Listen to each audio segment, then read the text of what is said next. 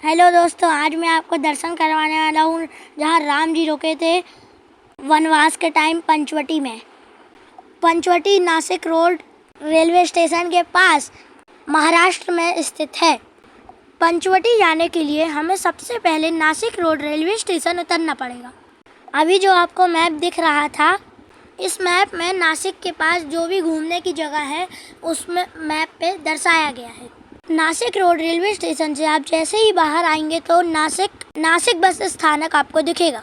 अगर आप सीबीएस जाना चाहते हैं तो आप सीबीएस जा सकते हैं, वहाँ से भी आपको पंचवटी कारंजा के लिए बस मिल जाएगी।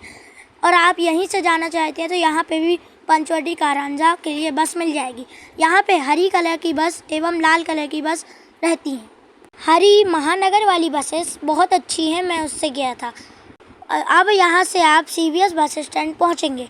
ये मैंने आपको सीबीएस बस स्टैंड की फ़ोटो दिखा रहा हूँ। ये सीबीएस बस स्टैंड की फ़ोटो है, यहाँ लाल कलर की बसेस है। अब हम पंचवटी के लिए हरी बस मैंने ली, उसमें मैं बैठ के निकल गया हूँ पंचवटी कारंजा के लिए।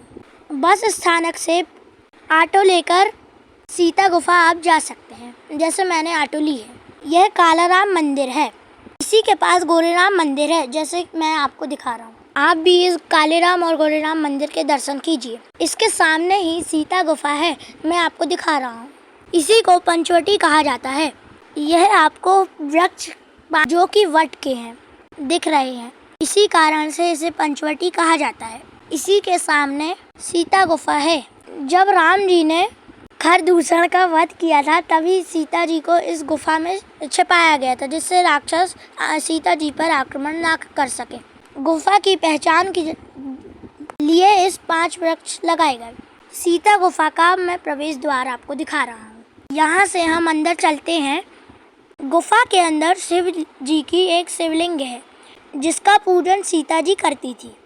इस गुफा में बच्चे और बूढ़े संभल कर जाएं, क्योंकि ये बहुत छोटी है, बैठ बैठ के इस पर जाना पड़ता है।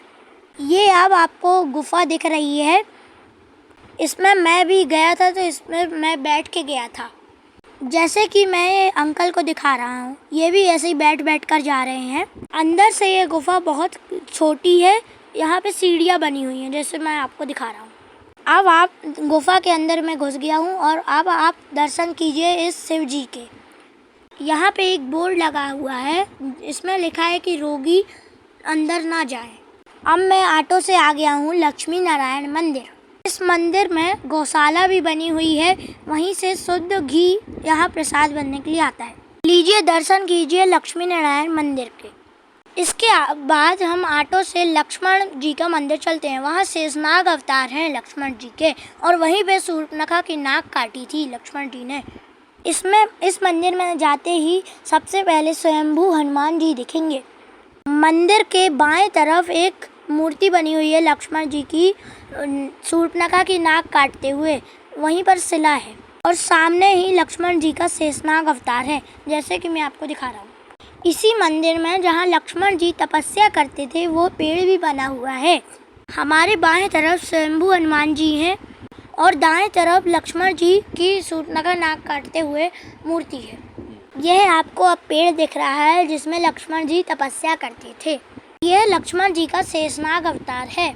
लक्ष्मण जी का शेषनाग अवतार का मंदिर यहीं पर मिलता है। चलिए अब हम मंदिर के बाहर घूमते हैं। उसमें वनवास की कई आकृतियाँ बनी हुई हैं। झांकियों के साथ ही गरुड़ जी बने हुए हैं और उसी के सामने मतलब बाजू में बाजार लगा हुआ है। अब हम ऑटो से गोदावरी और कपिला का जहाँ संगम हुआ है वहाँ चलते हैं। वहाँ लक्ष्मण जी के मंदिर में लिखा है कि शूर्पणखा की नाक वहाँ कटी थी, लेकिन असली में यहाँ पर कटी थी। ये देखिए, अब मैं आपको वह 3 कुंड दिखाने जा रहा हूँ जिसे ब्रह्मा, विष्णु और महेश के रूप में माना जाता है। यहाँ पर हमें थोड़ा सा नीचे उतरना पड़ेगा, फिर वह 3 कुंड दिखेंगे। यहीं पर 2 कुंड और हैं। एक है सीता जी जहाँ पर नहाती थी, और दूसरा है राम जी ने सीता जी को अग्नि कुंड पर रखा था।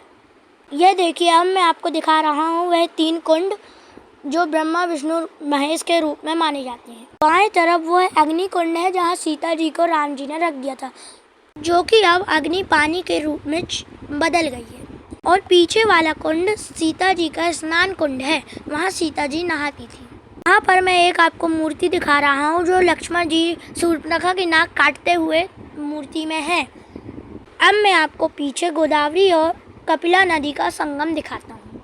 यहाँ से यह कपिला नदी आई हुई है और दूसरी तरफ से गोदावरी नदी आई हुई है। अब मैं इन दोनों का संगम दिखाता हूँ। यह जो आप देख रहे हैं पीछे, यह दोनों का संगम है, स्थल है। इसके बाद मैं लक्ष्मण रेखा चलता हूँ। जब लक्ष्मण जी ने रेखा खींची थी तब वह अग्नि रेखा थी, लेकिन अब वह पानी में बदल गई है जब सीता जी के पैर पड़े थे, इसलिए।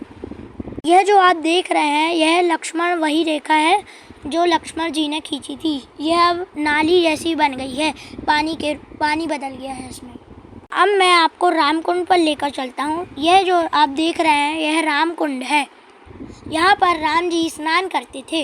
अब आप हमारे वीडियो को लाइक और सब्सक्राइब जरूर कीजिएगा। ऐसी जानकारियों के लिए हमारे चैनल को लाइक और सब्सक्राइब जरूर कीजिएगा। धन्यवाद। जय श्री राम, जय हनुमान, जय बजरंगबली की।